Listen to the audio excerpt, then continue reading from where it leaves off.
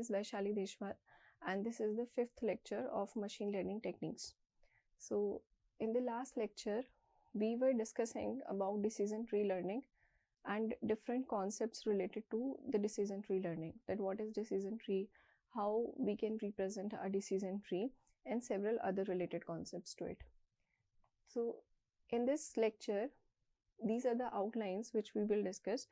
First is the inductive bias of decision tree learning. Then we have restrictive bias and preference bias and some issues in decision tree learning. So let's start with the very first topic, that is the inductive bias in decision tree learning. So what we mean by inductive bias, or we can say simply bias. So we are preferring some of the decision tree over the other, and we need to understand that what is the preference criteria. So first point talks about that inductive bias is a set of assumptions together with the training data deductively justify the classification assigned by the learner. And describing the inductive bias of ID3 consists of describing the basis or the criteria by which it chooses one of these consistent hypotheses over the others. Now, in the last lecture, we have discussed what is an ID3 algorithm. It's an algorithm of decision tree learning that is iterative dichotomizer 3. So this iterative dichotomizer 3 search strategy favoring some of the trees over the others and on some criteria.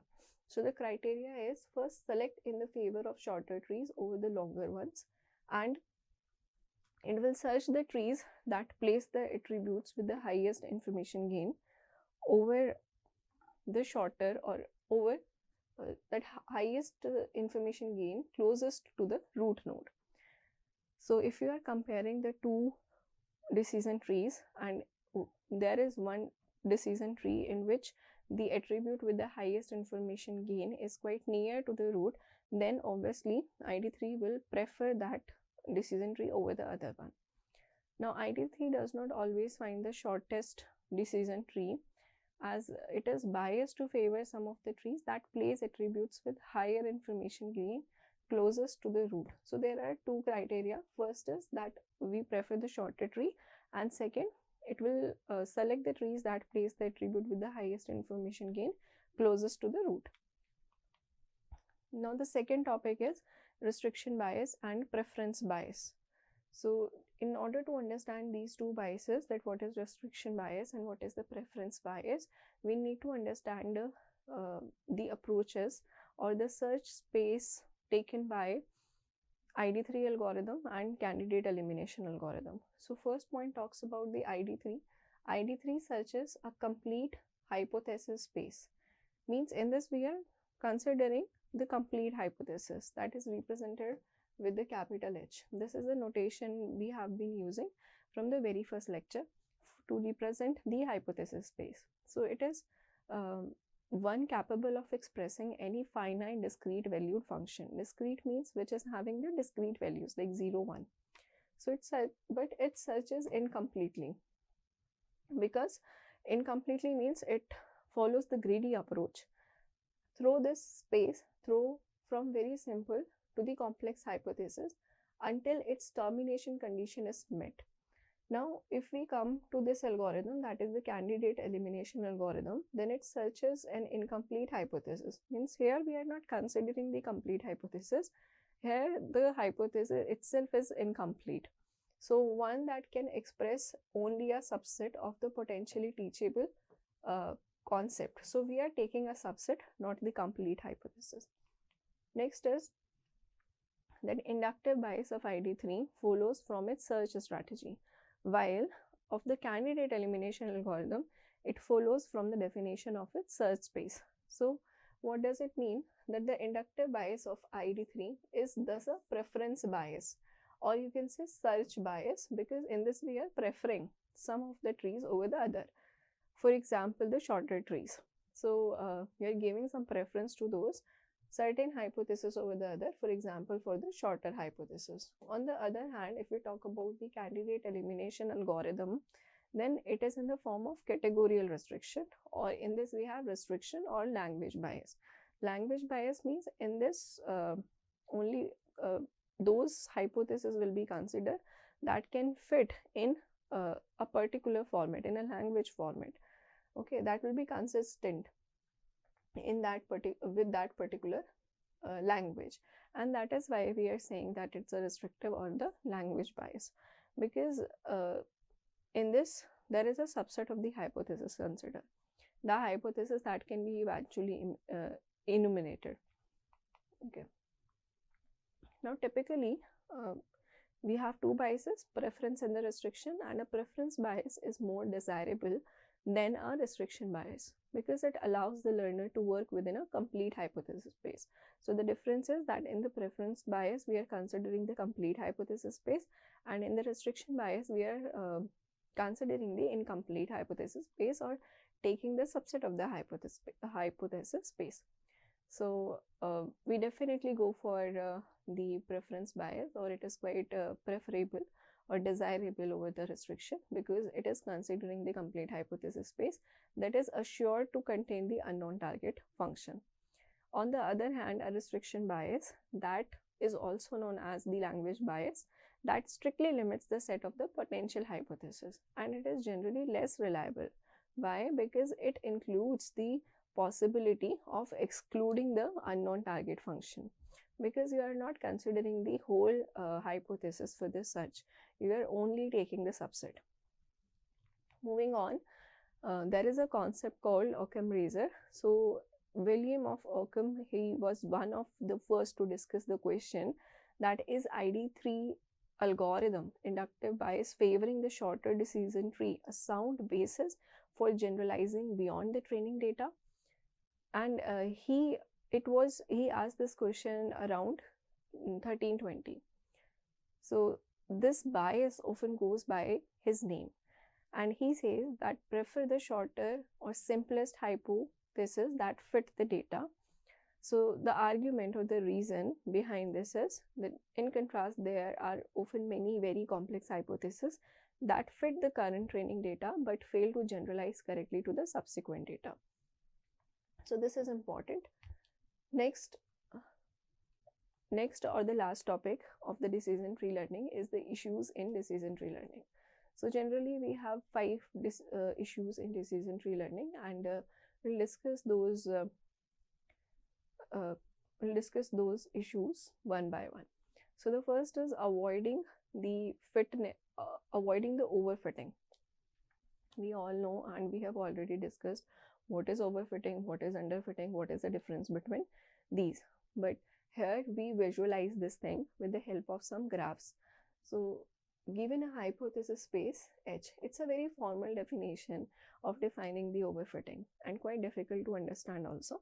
So given a hypothesis space that is capital H, a hypothesis small h belongs to the capital H is said to overfit the training data if there exists some alternative hypothesis that is H dash belongs to H. So we are considering that there is a hypothesis H and small h belongs to the capital H.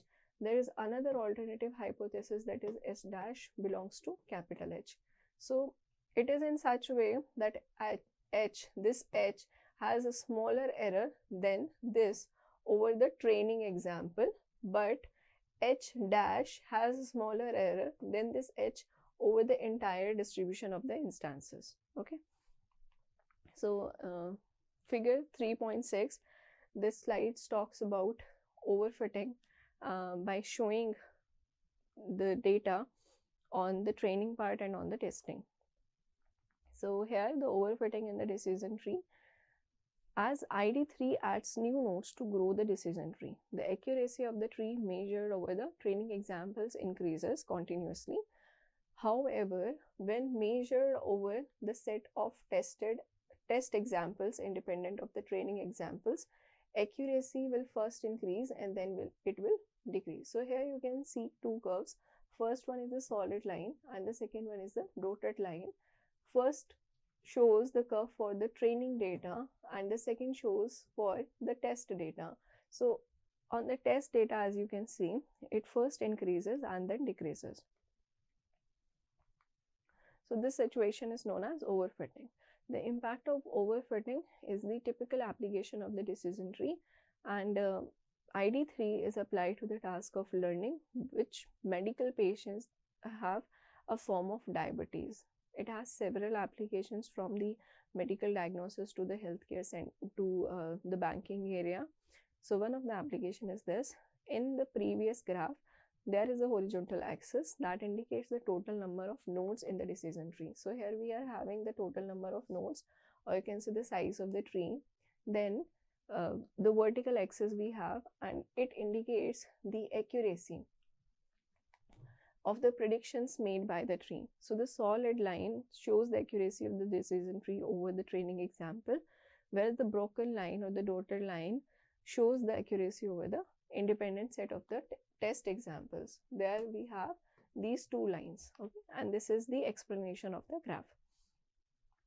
Fine.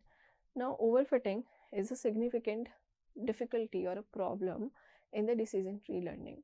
For example, this is a fact that in one of the experimental study of ID3 involving 5 different learning tasks, overfitting was found to decrease the accuracy by the learned decision tree. It is by 10 to 25%. So it decreases the accuracy of this particular model on most of the problems by this much percentage. Then there are several approaches also to deal with the overfitting in the decision tree, and these approaches, they can be grouped into the two classes.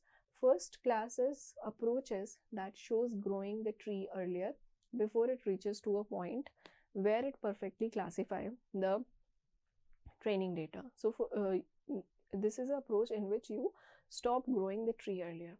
On the contrary side, the other approach that allow the tree to overfit the data and then post prune the tree. So it is called post pruning.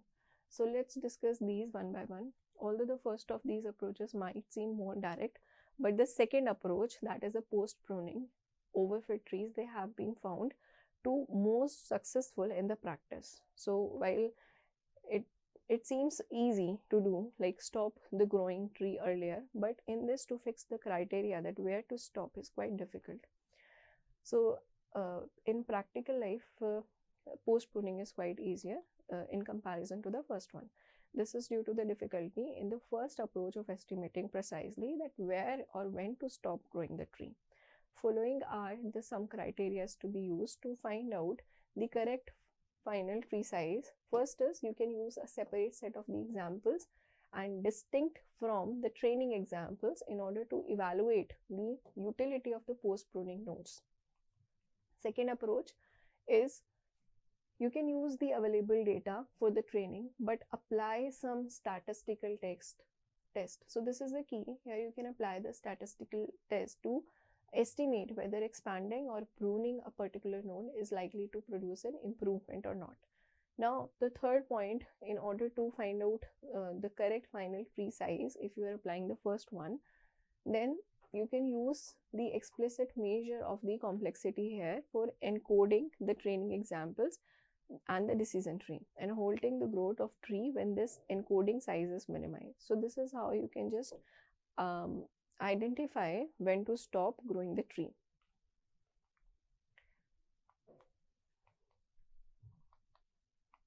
Okay, so reduce the error pruning. Now here, pruning a decision tree consists of removing the subtree. It simply means that you are cutting some branches, you are removing some subtrees rooted at that node, making it a leaf node and assigning it to the most common classification of the training example affiliated with that node. But the nodes are removed only, this is the criteria, if the resulting pruned tree performs no worse than that the original over the validation set.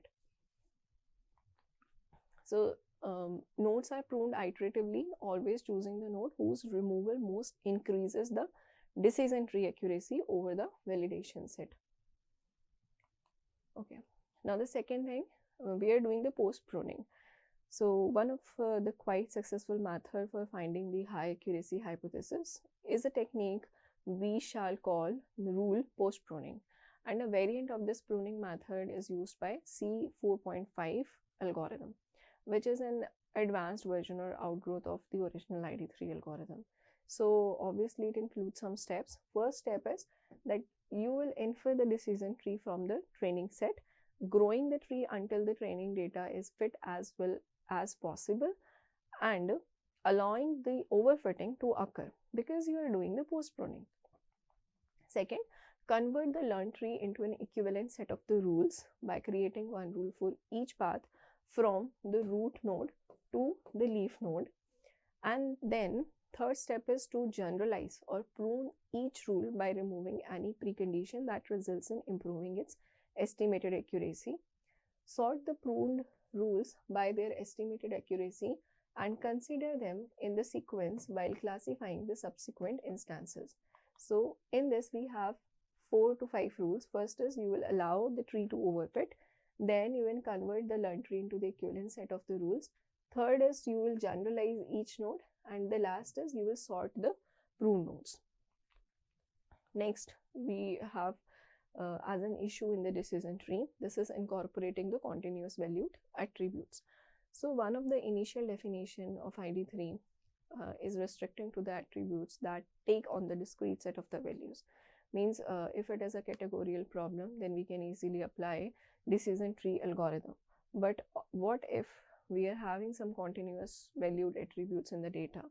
First, the target attributes, whose we have two sort of attributes. First one is the target attribute, the dependent one, so whose values is predicted by the learned tree must be discrete value. So it must be discrete value. And secondly, the attribute tested in the decision tree nodes means we are having some independent variables. So these nodes, they must also be discrete values. But the second restriction about the independent variables, it can easily be removed so that the continuous value decision attributes can be incorporated into the learned tree. So we are talking about the dependent and the independent.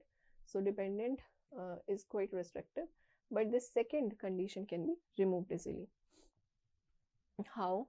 So in particular for an attribute A that is continuous valued, let's say there is an attribute A and it is continuous valued. So the algorithm can dynamically create a new Boolean attribute that is the AC. So that is true if the A is less than C. What is C? C is some threshold, or otherwise it is false otherwise. So the only question is how to select the best value for this particular threshold C, because then only you will be able to apply the concept. So for this we are taking an example here.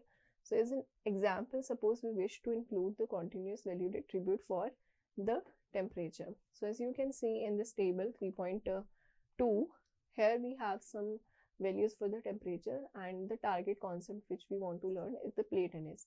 So in the temperature, instead of having the warm and cold temperature, we are having some values, the continuous values in the temperature.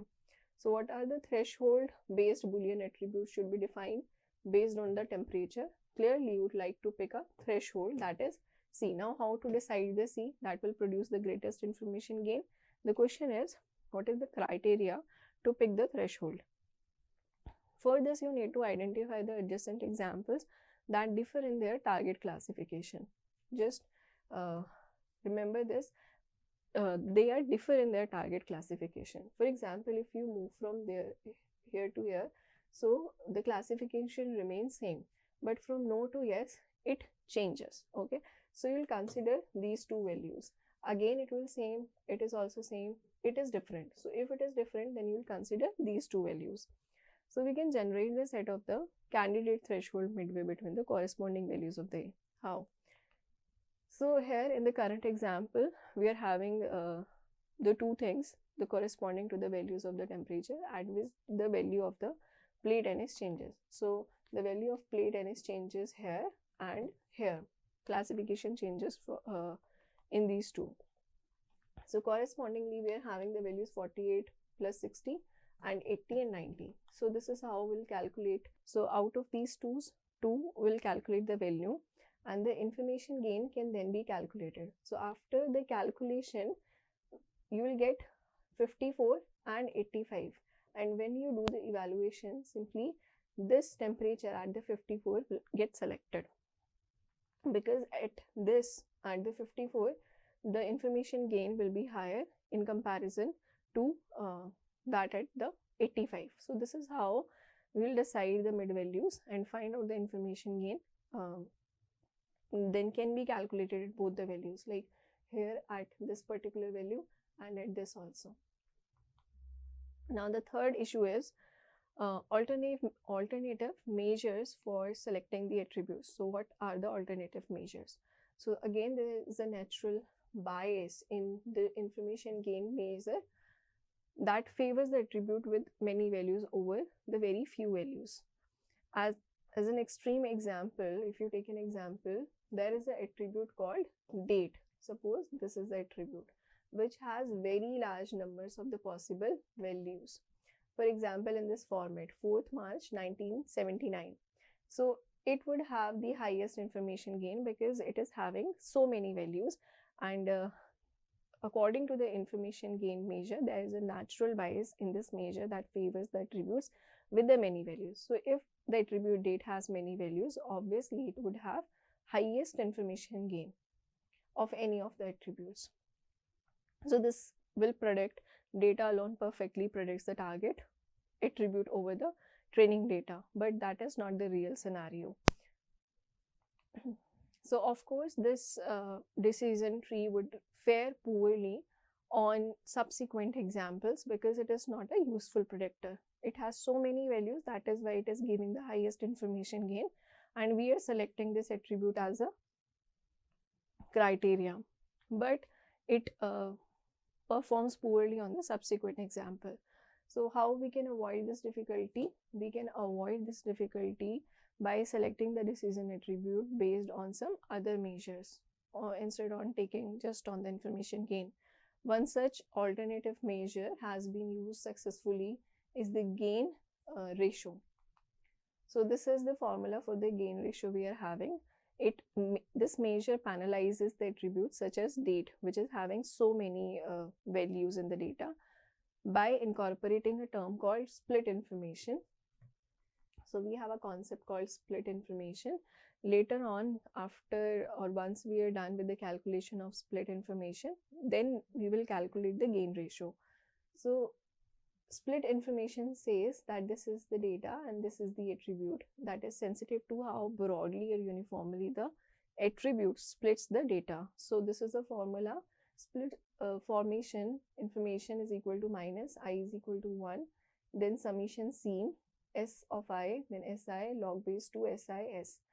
So here this where the Si throw Sc, they are the subsets of the examples resulting from partitioning this complete data S by this C valued attribute A. And once you are done with the calculation of the split information, then you will apply this particular formula, that is the gain ratio. S means the complete data and A is the attribute. It is defined in the terms of gain measure, and it is a ratio of this gain and the split information SA.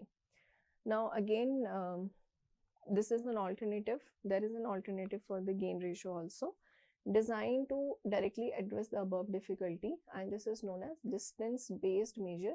It was introduced by Lopez in 1991. So you can just mention this measure also, that in the addition to the gain ratio, we are having a distance based measure.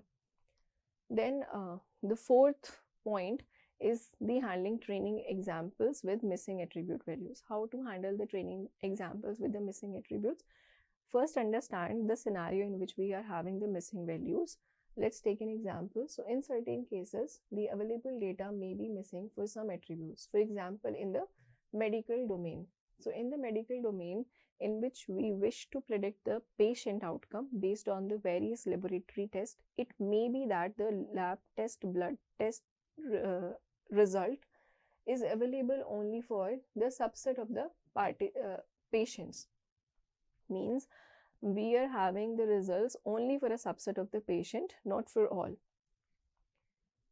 So one strategy to deal with this scenario or this problem is to assign is the value that is the most common among all. And the second or more complex procedure is to assign a probability. So what you can do, first you can assign the common value or a complex procedure is that you can assign the probability to each of the possible value of A rather than simply assigning the common value to AX. Now the last issue of decision tree learning is the attribute with the differing cost. So how to handle those kind of attributes. So in some learning tasks, the instances attributes may have associated cost. For example, in learning to classify the medical diseases, we might describe patient in terms of the attributes like temperature, biopsy results, pulse, or blood test results, etc. So these attributes vary significantly in their cost, both in terms of the monetary, money, and the cost to the patient comfort. So here you are taking the two criteria for this differing cost. First is the monetary, that is money, and then the comfort. So in such case, we would prefer the decision tree that use the low cost attribute where possible, and we only rely on the high cost attribute when we need to produce the reliable results. Otherwise, we will rely only to the low cost attribute, because then only it will be feasible. Now the ID3 can be modified to take into account attribute cost by introducing a cost term. So we need to introduce a cost term in order to consider this thing into the attribute selection. For example, we might divide the gain by the cost of attribute. So gain divided by the cost. So here these other researchers, and they demonstrate that more efficient recognition strategies are learned without sacrificing the classification by replacing the information gain attribute measure by the following measure. So it is the gain square SA cost A. So with the help of this measure, we can consider, or we can take account cost into the measurement. Next approach is Nunes in 1988. He describes a related approach, and he provided this selection measure. So this is 2 to the power gain SA minus 1 cost A plus 1 to the power W, where W belongs to 0, 1 range. It has the values between 0 and 1. It's a constant, and that determines the relative importance of the cost versus the information gain. Okay, so this is it. We are done with our decision tree learning. We have covered the different biases like inductive bias, preference bias, and the restrictive bias. Then the issues in the decision tree. All issues of the decision tree we have covered. So in the next class, we'll discuss the instance-based learning. That is the second part of unit